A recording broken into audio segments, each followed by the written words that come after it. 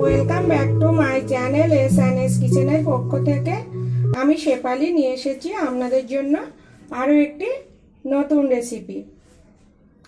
গরমের দিনে পটল আলু দিয়ে পনির তো আমরা বিভিন্নভাবে করে খেয়ে থাকি। আপনারা একবার এইভাবে রান্না করবেন, আশা করছি খুব ভালো লাগবে। পনিরের জন্য আমি নিয়েছি এখানে 250 গ্রাম পনির, আমি পিস করে কেটে নিয়েছি।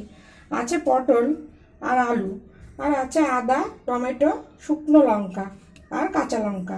ফোড়নে রেখেছি তেজপাতা, গোটা জিরে, শুকনো লঙ্কা আর গোটা গরম মশলা। আমার এই নিত্য নতুন রেসিপিগুলি পেতে আমার চ্যানেলটিকে সাবস্ক্রাইব করুন এবং পাশে থাকা বেল আইকনটিকে অল করে রাখুন। এবার আমি একটা মশলা রেডি করব, তার জন্য একটা মিক্সারের বাটি নিয়েছি। এখানে আমি হাফ টিস্পুন মতো জিরে দেবো, যেহেতু হালকা ঝোল করব, কেননা গরমের দিনে বেশি রিচ খাবার ভালো লাগে না। আর অল্প একটু ধনে দেব। টমেটোর টুকরো, আদা, লঙ্কা, অল্প একটু হলুদ, অল্প একটু চিনি আর একটু জল দিয়ে আমি একটা পেস্ট তৈরি করব। আর এখানে আমি দেব একটু স্বাদের বেশির জন্য 3-4 খানা কাজু বাদাম দিয়ে একটা পেস্ট তৈরি করে নেব।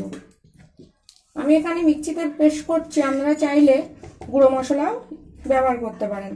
আর পনিরটাতে হালকা করে লবণ মাখিয়ে নেব।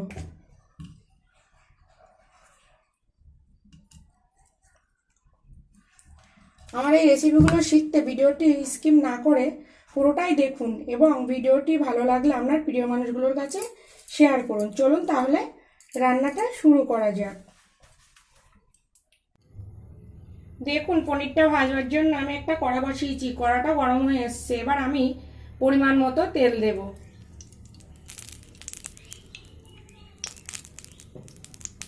তেলটা গরম হতে দেব।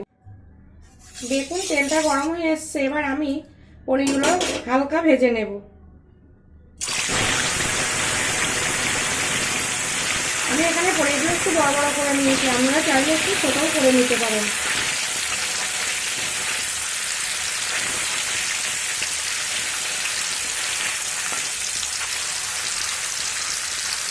এবার তুলে নেব। আমি পনির কখনো বেশি ভাজি না,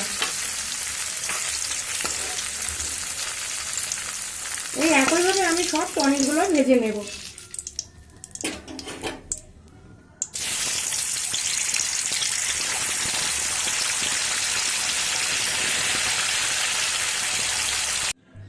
দেখুন, পনিরটা ভাজা হয়ে গিয়েছে। এবার আমি আলুগুলো ভেজে নেব।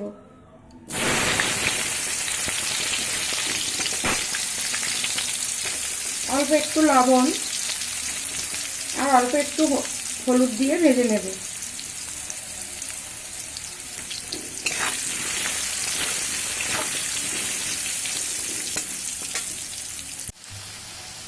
দেখুন, আলুটা ভাজা হয়ে গেছে। এবার আমি আলুটা তুলে নেব।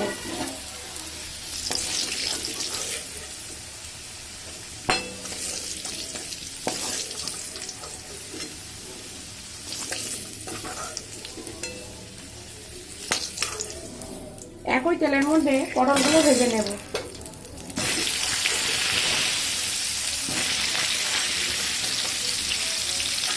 পটল কিন্তু ভাজবার সময় আমি হলুদ দেবো না, তাহলে তেলটা পুরো কালো হয়ে যাবে, আমি আর পরে ব্যবহার করতে পারবো না। মিডিয়াম ফ্লেম করে পটলগুলো ভেজে নেব। দেখুন, পটলটা লাল লাল করে ভাজা হয়ে গেছে। এবার আমি একটু পাত্রে তুলে নেব।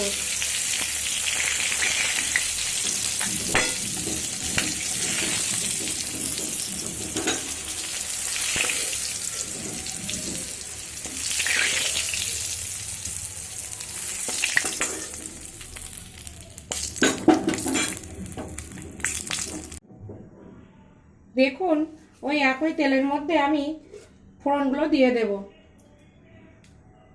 গোটা জিরে, গোটা গরম মশলা, শুকনো লঙ্কা আর একটা তেজপাতা। ফোড়নটা একটু ভাজা ভাজা হতে দেব।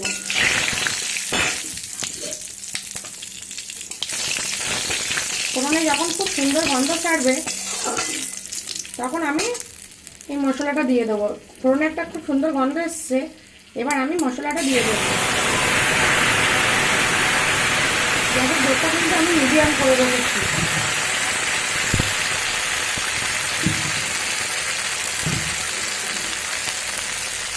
আর এই মিক্সারের বাটিটা ধুয়ে অল্প একটু জল দেবো।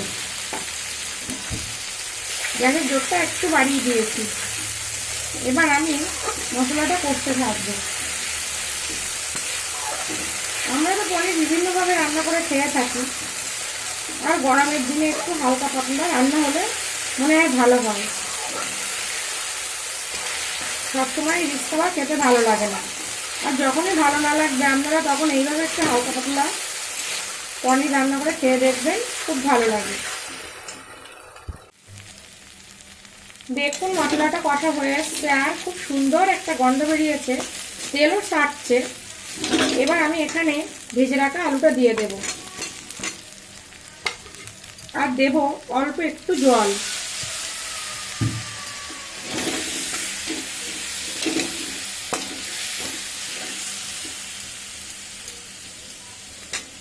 আর দেব অল্প লবণ, যেহেতু আমার মশলা চিনি সব চিনি হলুদ সব মশলায় দিয়েছি আমি, এখানে অল্প একটু লবণ দিয়ে দেব পরিমাণ মতো।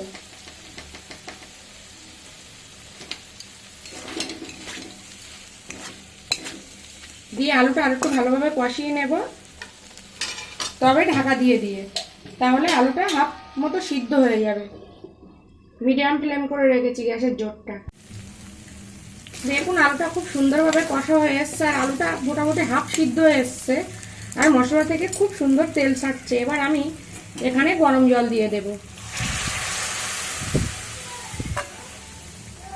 যেহেতু আলুটা আধা সিদ্ধ হয়ে গিয়েছে, অর্ধেকটা সিদ্ধ হয়েছে, তার জন্য আমি এখানে বেশি জল দেব না।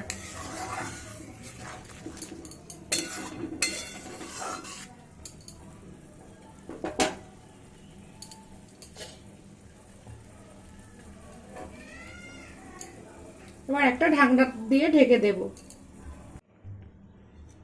দেখুন আলুটা পুরোপুরি সিদ্ধ হয়ে এসছে, আর ঝোলের কত সুন্দর একটা কালার হয়েছে দেখুন। এবার এখানে আমি ভেজে রাখা পটল আর পনিরটা দিয়ে দেব।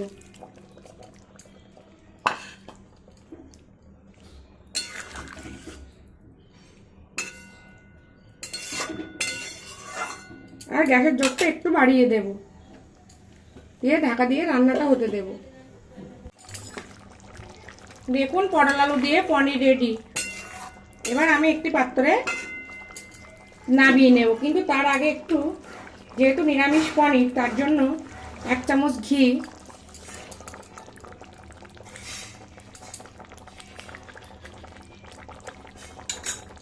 আর অল্প একটু গরম মশলার গুঁড়ো উপর থেকে ছড়িয়ে দেব, আর গ্যাসটা বন্ধ করে দেব।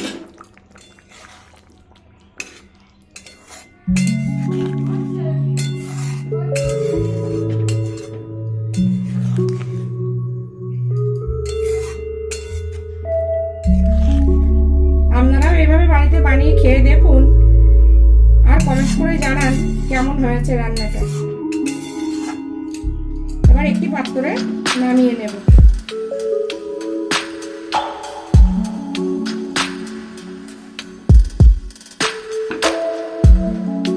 আর গরম গরম ভাত, রুটি, পরোটার সঙ্গে পরিবেশন করুন, আশা করছি ভালো লাগবে।